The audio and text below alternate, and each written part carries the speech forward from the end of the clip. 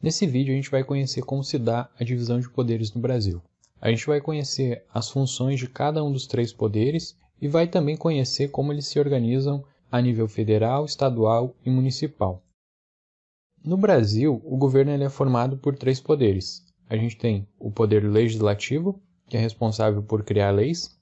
A gente tem o poder executivo, que é responsável por executar as leis, garantir que essas leis saiam do papel e se tornem realidade.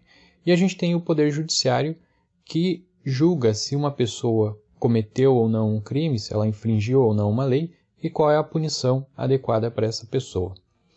Para a gente conhecer como se dá a relação entre esses três poderes e entender qual é a função de cada um, vamos analisar um exemplo de uma lei e como cada um desses poderes se relaciona com essa lei. Vamos pegar como exemplo o artigo 155 do Código Penal. Esse artigo define que é crime furto. Então, quando eu pego uma coisa de outra pessoa contra a vontade dessa pessoa, sem que ela tenha me autorizado, eu estou cometendo um crime.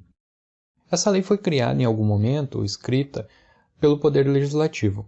Diante dessa lei, qual é a função do Executivo? Ele deve criar mecanismos, instrumentos, para garantir que essa lei seja cumprida. Então, por exemplo, não tem qualquer valor uma lei que proíba o furto se a gente não tem uma polícia organizada que a pessoa, quando vê o seu direito infringido, possa recorrer, né? Caso não exista polícia e eu não possa ligar para ela e dizer, olha, fui roubado, levaram tal coisa em tal data, acho que talvez seja tal pessoa.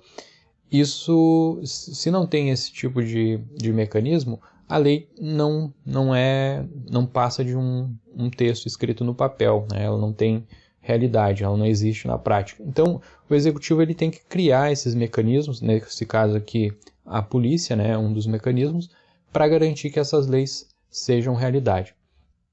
E o judiciário ele vai avaliar, se ele for acionado, se uma pessoa determinada infringiu ou não uma lei. Então imagina que uma pessoa é acusada de roubar uma pasta de dente do supermercado. Quem vai dizer se essa pessoa realmente é culpada ou não desse crime, se ela realmente fez isso, é o Poder Judiciário, e o Poder Judiciário também vai definir lá uma punição, a partir do que consta na lei, para essa pessoa, né? Então a lei ela estabelece, por exemplo, que em caso de furto a punição ela pode variar desde uma multa até um tempo de prisão. E é o Poder Judiciário que vai definir, num caso particular, qual dessas punições aplicar. Além disso, existe uma relação de fiscalização mútua entre os três poderes. Então, por exemplo, o Poder Legislativo fiscaliza o Poder Executivo. Todo final de ano, as contas do Poder Executivo são submetidas, enviadas ao Poder Legislativo e há uma votação lá para definir se está tudo certo com os gastos feitos durante o ano. Caso o Poder Legislativo encontre alguma coisa errada, ele vai orientar o Executivo e esse processo pode resultar, inclusive, num afastamento, por exemplo, da pessoa responsável pela Presidência da República ou pelo Governo do Estado ou pela prefeitura de um município. O Poder Judiciário é responsável por fiscalizar ou por julgar tanto o Poder Legislativo quanto o Poder Executivo, mas nesse processo o Poder Legislativo também tem uma função de fiscalizar o Judiciário, num caso específico.